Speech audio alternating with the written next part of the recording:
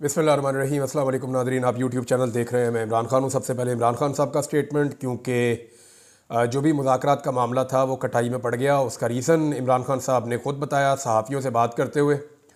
और इमरान खान साहब ने कहा कि अली अमीन गंडापुर और बैरिस्टर गौहर के ज़रिए मुझे ऑफ़र आई कि एहतजाज मुलतवी कर दें तो सब कुछ ठीक हो जाएगा। इमरान खान ने अडियाला जेल में मीडिया से बातचीत करते हुए कहा कि इस्लामाबाद में 24 नवंबर का एहतजाज मुलतवी करने के लिए उनकी रिहाई की शर्त पूरी नहीं हुई। मैंने खुद समेत अंडर ट्रायल लोगों की रिहाई का मुतालबा किया था। जितने लोग भी अंडर ट्रायल हैं उन सबको रिहा कर दिया जाए ताकि मुज़ाकरात की संजीदगी का मालूम हो सके। इमरान खान ने कहा कि ये ऐसी डिमांड थी जो फौरी तौर पर पूरी हो सकती थी, जो उन्होंने नहीं की। मुज़ाकरात तो चलते रहते हैं, मगर ये पता चल गया कि ये सीरियस नहीं थे। ये सिर्फ एहतजाज मुलतवी करवाना चाहते थे। हमारे चार्टर ऑफ डिमांड में सब गिरफ्तार लोगों की रिहाई शामिल है। इमरान खान का कहना था कि हाई कोर्ट ने कल मेरी ज़मानत मंजूर की, जिसके बाद हुकूमत के पास सुनहरी मौका था कि मुझे रिहा कर देते। हाई कोर्ट ज़मानत मंजूर करती है और यहाँ पहले से तय हो जाता है कि रिहाई नहीं देनी। वाज़े हो गया कि हुकूमत मुझे मसरूफ़ करके मामले को तूल देना चाह रही थी। यानी वो जो हम पहले बात कर रहे थे कि इमरान खान साहब को धोखा दिया जा सकता है मुज़ाकरात के नाम पर कि टाइम गेन किया जाए, और यही काम गुज़िश्ता 2.5 साल से हम देख रहे हैं पाकिस्तान में किया जा रहा है। लगभग 2.25 साल होने वाले हैं। एक ही काम पाकिस्तान में किया गया है कि मामले को तूल दिया जाए, टाइम गेन किया जाए। ऐसा लगता है निज़ाम ये सोच रहा है कि थोड़े दिन बाद हालात ठीक हो जाएंगे, थोड़े दिन बाद हालात ठीक हो जाएंगे। बस ठीक होने ही वाले हैं, अभी बस चीज़ें ठीक हो जाएंगी। तो वो थोड़े थोड़े दिन करके 2.25 साल होने वाले, हालात तो ठीक नहीं हुए। बहरहाल इमरान खान ने कहा कि ये भी वाज़े हो गया कि असल ताकत जिसके पास है उसी ने ये सब कुछ किया, और सब कुछ ये बताने के लिए किया कि वो जो चाहे करें, वो कानून से बालातर है।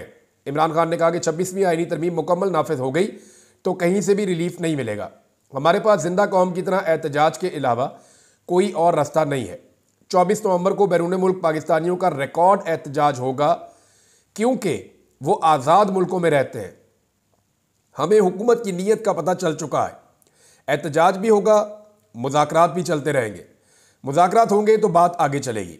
मुज़ाकरात जिनसे हो रहे हैं नाम नहीं बता सकता, लेकिन जो मुज़ाकरात हो रहे हैं इनमें संजीदगी नहीं है। इमरान खान ने मजीद कहा कि मैं जेल में हूं और मुझ पर केसेस बनाए जा रहे हैं। उसी को बनाना रिपब्लिक कहते हैं। वकला, जजेस, मजदूरों, सिविल सोसाइटी सबको पैगाम दे रहा हूं कि 24 नवंबर को एहतजाज के लिए निकले। इमरान खान साहब ने जोर दिया कि 24 नवंबर का एहतजाज 100% कामयाब होगा। अब वादे हो चुका है कि मुझे 24 नवंबर से पहले रिहा नहीं करेंगे। हम इनकी क्या बात माने?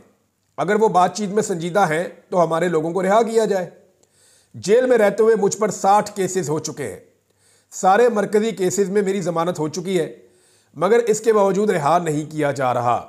इमरान खान साहब ने सारा बताया जी कि अली अमीन गंडापुर और बैरिस्टर गौहर आए थे। वैसे ये दोनों लोग जो हैं वो कंटिन्यूसली एस्टेब्लिशमेंट के साथ राब्ते में है। ये बात मैं आपको पूरी यकीन के साथ कह सकता हूँ। वो इसलिए कि अली अमीन गंडापुर एक सूबे के वज़ीर आला हैं, तो वज़ीर आला का गुजारा ही नहीं होता जब तक कि वो काम कर ही नहीं सकता। हमारा सिस्टम इस तरह से बना हुआ है, एस्टेब्लिशमेंट की इतनी गहरी जड़ें पूरे सिस्टम के अंदर कि कोई वज़ीर आला तो क्या, कोई SHO भी या कोई एक SP या DSP भी जो है वो एस्टेब्लिशमेंट के साथ जुड़े बगैर काम नहीं कर सकता। एस्टेब्लिशमेंट की जड़ें बहुत गहरी हैं निज़ाम के अंदर, तो वज़ीर आला तो ऐसा सोच भी नहीं सकता। अब अलीमा खान साहिबा ने भी इसकी तस्दीक की। उन्होंने कहा जी इमरान खान साहब को मुज़ाकरात की पेश की गई, 10 दिन के लिए टाइम मांगा गया था। जो मुज़ाकरात करने वाले दूसरे लोग हैं जिन्होंने अली अमीन गंडापुर से रब्ता करके मुज़ाकरात किए या बैरिस्टर गौहर को इन्फॉर्मेशन है, उन्होंने कहा जी कि 10 दिन दे दिए जाएँ, 10 दिन के लिए एहतजाज आप मौखर कर लें और मुज़ाकरात जो है वो फिर आगे बढ़ते जाएंगे। अब इसमें जो डायरेक्टली उनका स्टेटमेंट है वो ये है कि इमरान खान ने कहा कल मुझे उन्होंने ऑफर किया आप 10 दिन के लिए एहतजाज मुलतवी कर दें, हम बातचीत करने के लिए तैयार हैं। मैंने कहा ठीक है, पहले बेगुनाह लोगों को रिहा करो। बजाय रिहाई के मुझ पर एक नया केस बना दिया गया। इससे वादे हुआ कि ताकतवर लोग जिस वक्त चाहें आपको कैद में रख लें और जब चाहें आपको रिहा कर दें। लिहाजा उन्होंने बड़ा क्लियरली ये कह दिया इमरान खान साहब ने कि ये इसके पीछे एस्टेब्लिशमेंट है, मेरी गिरफ्तारी के पीछे, और ये सारे मिले हुए हैं और ये सिर्फ टाइम गेन करना चाह रहे थे, जो इमरान खान साहब ने फ़िलहाल देने से इनकार कर दिया है। और उन्होंने कहा जी कि हम एहतजाज करेंगे, एहतजाज नहीं रुकेगा। मोहसिन नकवी को बुला लिया जी, इस्लामाबाद हाई कोर्ट ने इसका नोटिस ले लिया। इस्लामाबाद हाई कोर्ट के अंदर वो एक केस चला गया था, वहाँ पे चीफ जस्टिस के पास ये केस लगना ही वहाँ था। इस्लामाबाद में जब भी कोई हुकूमत से मुताल्लिक या इस्टेब्लिशमेंट से मुताल्लिक कोई भी चीज़ आती है, वो 90% जो है वो जाकर सीधा chief justice Islamabad high court के पास ही लगती है। वो इख्तियार भी उनके पास ही है। तो वो केस उनके पास जाके लग गया और उन्होंने वहाँ पे तलब कर लिया वज़ीर दाखिला को, और वज़ीर दाखिला का शुक्रिया भी अदा किया कि आप आए। तो वज़ीर दाखिला ने वहाँ पे बातचीत की। बहरहाल अब ये केस चल रहा है कि इस एहतजाज को कैसे टैकल करना है। अब अदालत के ज़रिए से कोई हुक्म लेने की कोशिश की जाएगी। बहरहाल मोहसिन नकवी ने बाहर निकल के बातचीत की है और मोहसिन नकवी ने कहा कि जी PTI के साथ कोई मुज़ाकरात नहीं हो रहे क्योंकि धमकियों के साथ बातचीत नहीं हो सकती है।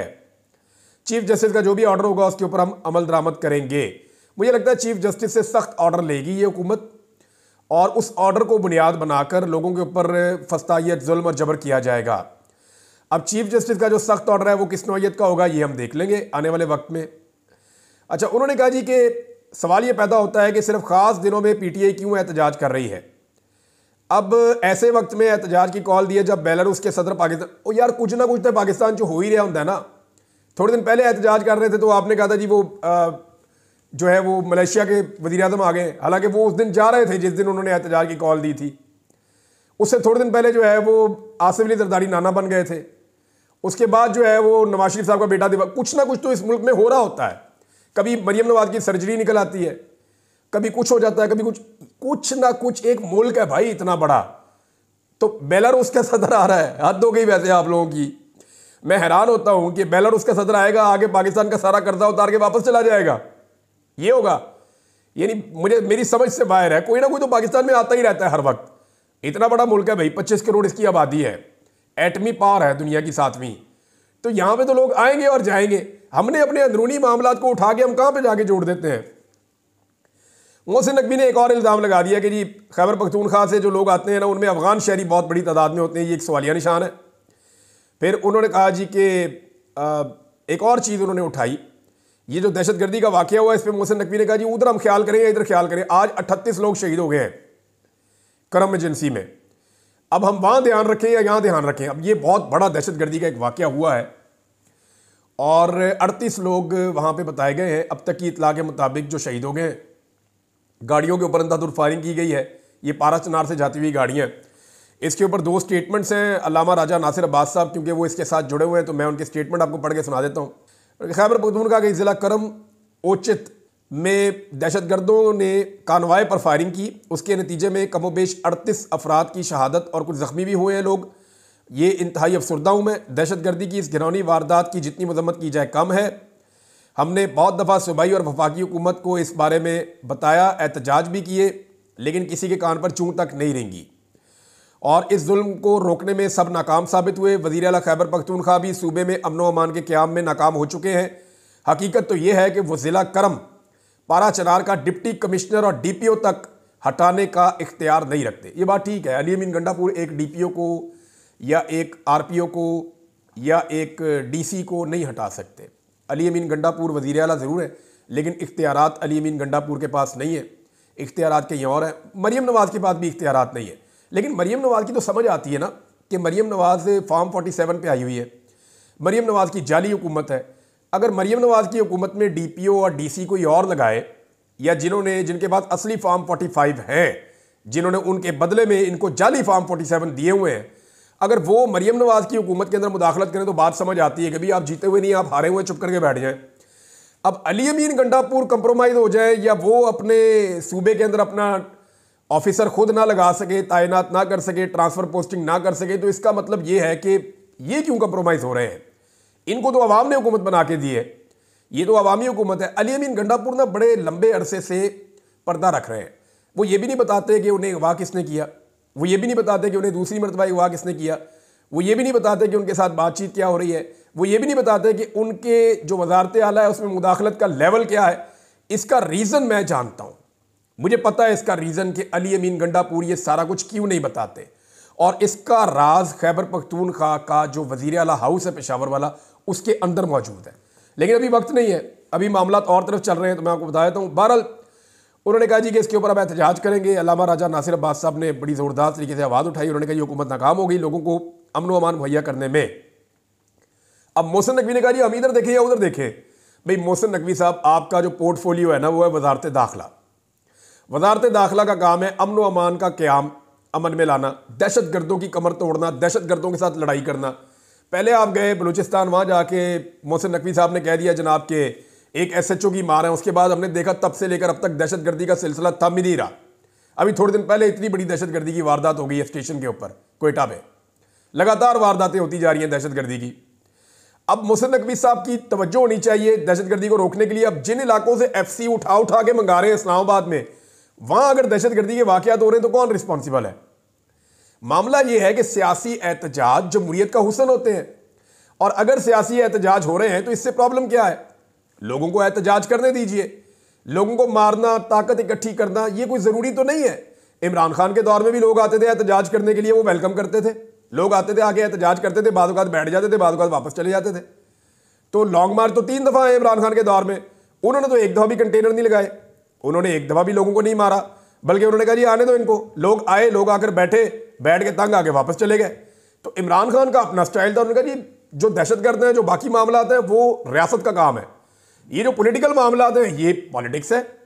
तो मेरे ख्याल में मोहसिन नकवी साहब का ये सवाल बड़ा बचगाना है, और मुझे समझ नहीं आ रही कि वो कहाँ से सोच रहे हैं, या उनको कौन फीड कर रहा है, या उनके बेसिक कॉन्सेप्ट ही खराब है कि रियासत का काम या वजारत दाखिला का काम यह है कि शहरियों की जानो माल का तहफ़्फ़ुज़ करना। उनका काम ये नहीं है कि साथ उस IG को खड़ा किया हुआ है जिसके 9 महीनों के अंदर, पिछले 9 महीने में आपको पता है रिकॉर्ड नौइयत की बदअमनी है इस्लामाबाद के अंदर। पिछले 9 महीने के अंदर 8000 से ज़्यादा क्राइम के वाक़यात हो चुके हैं। तबाही फिर गई है पाकिस्तान के अंदर लॉ एंड ऑर्डर के हवाले से। लॉ एंड ऑर्डर की सिचुएशन में जो इंटरनेशनल खबरें आ रही हैं, आलमी सतह के ऊपर जो सर्वेज हैं, जो डाटा बताता है वो ये बताता है कि पाकिस्तान दुनिया के टॉप 3 ममालिक में है जहाँ पे बदअमनी है और लॉ एंड ऑर्डर की सिचुएशन ख़राब है। ये पाकिस्तान को वहाँ पहुँचा दिया। अब इसकी रिस्पॉन्सिबिलिटी लेने के बजाय मोहसिन नकवी साहब ये कह रहे हैं कि सियासी लोग एहतजाज करने क्यों आ रहे हैं। मेरी समझ से बाहर है कि ये मामला इस तरफ क्यों ले जाते हैं। असल में इमरान खान साहब को जिन लोगों ने पकड़ा है ना, उनके लिए सबसे बड़ा प्रॉब्लम क्या है, इसको समझें आप। क्यों ये इमरान खान साहब को धोखा देके डिले करना चाहते हैं? अगर किसी को ये लगता है कि ये इमरान खान को छोड़ देंगे तो ये उसकी खामख्याली। इमरान खान कानून के जरिए छूट जाए वो एक अलग बात है, लेकिन निज़ाम कभी भी इमरान खान को छोड़ने का रिस्क नहीं लेगा। एस्टेब्लिशमेंट कभी ये रिस्क नहीं लेगी, हुकूमत कभी ये रिस्क नहीं लेगी। उसकी वजह समझिए आप। इमरान खान की मकबूलियत का तोती बोल रहा है, ना सिर्फ मुल्क में बल्कि पूरी दुनिया में। ऐसे वक्त में एक लीडर जब जेल से निकलता है तो उसका इस्तकबाल होता है। इमरान खान का इस्तकबाल इस नौइयत का होगा कि दुनिया ख़ुमैनी का इस्तकबाल भूल जाएगी। दुनिया भूल जाएगी कि बेनज़ीर भुट्टो वापस आई थी तो लोग कैसे निकले थे इस्तकबाल करने के लिए। इमरान खान के इस्तकबाल के बाद पाकिस्तान का सारा पॉलिटिकल सिनेरियो ही चेंज हो जाएगा। अगर इमरान खान को छोड़ दिया जाता है आज, 10 दिन बाद, 20 दिन बाद, 30 दिन बाद, तो पूरा पाकिस्तान उसकी एक झलक देखने के लिए निकलेगा और इतना बड़ा हुजूम बन जाएगा, इतना बड़ा क्राउड बन जाएगा कि पाकिस्तान की पूरी पॉलिटिक्स और पाकिस्तान का पूरा निज़ाम इमरान खान के सामने बोना लगना शुरू हो जाएगा। और ये एक इतना बड़ा रिस्क है जो इस वक्त पाकिस्तान की एस्टेब्लिशमेंट और पाकिस्तान की हुकूमत नहीं ले सकती। आज़ाद कश्मीर में नाज़रीन हालात ख़राब हो रहे हैं बदकिस्मती से। वहाँ ये हो रहा है कि इंतज़ामिया ने जो है, लॉ इन्फोर्समेंट एजेंसीज़ ने, इदारों ने लोगों के ऊपर जबर और फस्तायत के साथ दोबारा क्रैकडाउन किया कि पाकिस्तान तहरीक इंसाफ के लिए एहतजाज के लिए ना निकले। लोगों ने रिएक्ट कर दिया आगे से। कई जगहों में पुलिस को फेंटी पड़ी है, कई जगहों में वीडियोज़ आ रही है कि पुलिस को और इंतज़ामिया को महसूर बनाया हुआ है, और कुछ जगह से जो है वो तशद्दुद के वाक़यात रिपोर्ट हो रहे हैं। ये बड़ा अनफॉर्चुनेट है। आज़ाद कश्मीर में पहले ही एक मामला ट्रिगर कर गया था। भाई आज़ाद कश्मीर के लोग हैं, वो एहतजाज करने आएंगे तो जब बाहर आएंगे कहीं पे आप निपट लीजिएगा, आप रोक लीजिएगा, आप रोक सकते हैं। तो भाई आप आज़ाद कश्मीर जैसे हसास इलाके में, यानी ये पाकिस्तान के लिए हसास इसलिए है कि हमारा एक आलमी मुकदमा है, तो वहाँ पे तो ना आप इस लड़ाई को शुरू करें।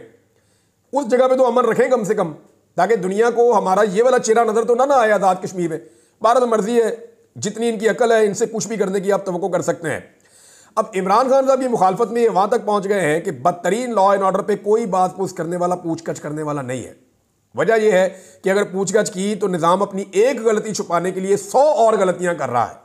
यानी अगर पूछगछ करेंगे तो ये साबित हो जाएगा कि इमरान खान का दौर बेहतर था, वो बेहतर परफॉर्म कर रहा था। यानी बदतरीन सरमायाकारी पे कोई नहीं पूछता, बदतरीन महंगाई पे कोई नहीं पूछता, बदतरीन गवर्नेंस और नालायकियों पे कोई नहीं पूछता, मईशत मुकम्मल तबाह कर दी गई, कोई नहीं पूछता, दहशतगर्दी के बढ़ते वाक़यात पे कोई जवाब देने के लिए, सवाल पूछने के लिए तैयार नहीं है, खारजी ताल्लुकात में अबतरी पे भी कोई बात नहीं करता। अभी एक बात रिपोर्ट हुई है फैसल वाडा की तवस्सुत से, मैं पढ़ रहा था, कि मरियम नवाज़ ने कोई चीनी सफ़ीर के साथ कोई इस तरह का जुमला बोला है कि लोग तो मरते रहते हैं, और उसकी वजह से बड़ा उन्होंने माइंड किया है चीन ने मरियम नवाज़ के स्टेटमेंट को। अब ये पता नहीं इसके अंदर कितनी सच्चाई है, लेकिन फैसल वाडा कह रहे हैं तो वो एस्टेब्लिशमेंट से ही उनको हर बात पहुंचती है, तो मे बी वहाँ पे वो शिकायत हुई हो और वो बात फैसल वाडा तक पहुंची हो। नाज़रीन, मैं आपको दो छोटी छोटी ऑडियो सुनाना चाहता हूँ। एक ऑडियो जनूबी पंजाब से है। डॉक्टर रियाज साहब हैं पाकिस्तान तहरीक इंसाफ के, उनके घर पे पुलिस ने रेड किया। उसकी जो वीडियो है वो भी यानी मैं देख ही नहीं पा रहा था, जितनी खवातीन चीखें मार रही थी और जैसे तशद्दुद कर रही थी पुलिस। और ये बड़ा पढ़ा लिखा ख़ानदान है, बड़े इज़्ज़तदार लोग हैं। ज़रा उनकी बेटी की आप आवाज़ सुने। उसने एक ऑडियो मैसेज किया, उसकी उंगलियां भी तोड़ दी हैं और ये पुलिस वालों ने टॉर्चर किया है। ज़रा सुने उनके साथ और उनके वालिद के साथ क्या हुआ। मैं डॉक्टर रियाज लाल साहब की बेटी बात कर रही हूँ। हमारे घर की दीवारें फैला के हमारे घर में आए। हम लोग यहाँ पर एक महफूज मकाम पे जलालपुर में पुलिस हमारे घर के आए, पुलिस का डाला था। SHO ने मेरी वालदा के साथ बहुत बदतमीजी की, घर की औरतों पे हाथ उठाया और डॉक्टर साहब को ज़बरदस्ती इस तरह से ट्रीटमेंट दिया जैसे हम कोई कातिल है। तो नाज़रीन, ये आपने सुना, तो अब आप देखें ना कि नवाज शरीफ की बेटी जाए सर्जरी करवाने के लिए तो मुबैना तौर पे एयरफोर्स के तैयारे में जाए। हमारे फौजी जवानों की लाशें जब वो शहीद हो जाएं तो वो उठा के लाई जाए खच्चरों पे और दूसरे जानवरों पे। ये आलिया हमजा साहिबा ने बताया। अभी मैंने ये, बल्कि उनके कहने के बाद मैंने वीडियो भी देखी और उन्होंने ये एतराज़ किया आलिया हमजा साहिबा ने कि जनाब हमारे शहीद जवानों की लाशें तो खच्चरों पे लाई जा रही हैं बांध के, और इनके निहारी जो है वो जाती है हेलीकॉप्टरों के ऊपर, इनके बच्चे ट्रैवल करते हैं हेलीकॉप्टरों पे, और इनकी बेटी अपनी सर्जरी करवाने के लिए एयरफोर्स के तैयारे में जाती है। तो ये बदकिस्मती नहीं है तो और क्या है। अब ज़रा एक और बच्चा है, इसका स्टेटमेंट आप सुनिए। ये नारोवाल से पाकिस्तान तहरीक इंसाफ के यासिर मली साहब हैं। उनके घर पे पुलिस ने अटैक किया और वो पुलिस से बचकर भागे कि गिरफ्तारी अवॉइड करनी है। उनके साथ क्या हुआ, जरा उनके बेटे की जुबानी आप सुन लीजिए।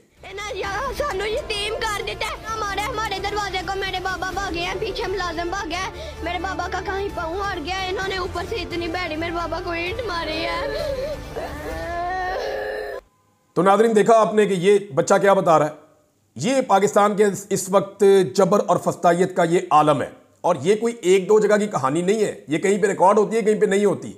ये गली गली मोहल्ले मोहल्ले यही दास्तान चल रही है। छोटे छोटे बच्चों को गिरफ्तार करते हैं, छोड़ते हैं, वो फिर उसी काम पे लग जाते हैं, फिर गिरफ्तार कर लेते हैं। इस कौम ने भी जिद पकड़ ली है। अब इंटरनेट बंद करने की तैयारी हो रही है। इंटरनेट बंद करने के ऊपर पाकिस्तान तहरीक इंसाफ ने एक स्ट्रेटजी बनाई है, और वो स्ट्रेटजी जो है वो भी आज शाम तक सारी चीज़ें तकरीबन फाइनल हो जाएंगी। मैं नेक्स्ट वीलॉग में आपको बताऊंगा कि इंटरनेट बंद होने की सूरत में क्या स्ट्रेटजी है और किस तरह जो है वो पाकिस्तान तहरीक इंसाफ ने क्या हिकमत अमली बनाई है, कैसे वो फुटेज और वीडियोज़ जो है और वो तस्वीर सामने आएंगी। अब तक के लिए इतने, अपना ख्याल रखिएगा, अपने इस चैनल का भी। अल्लाह हाफ़िज़।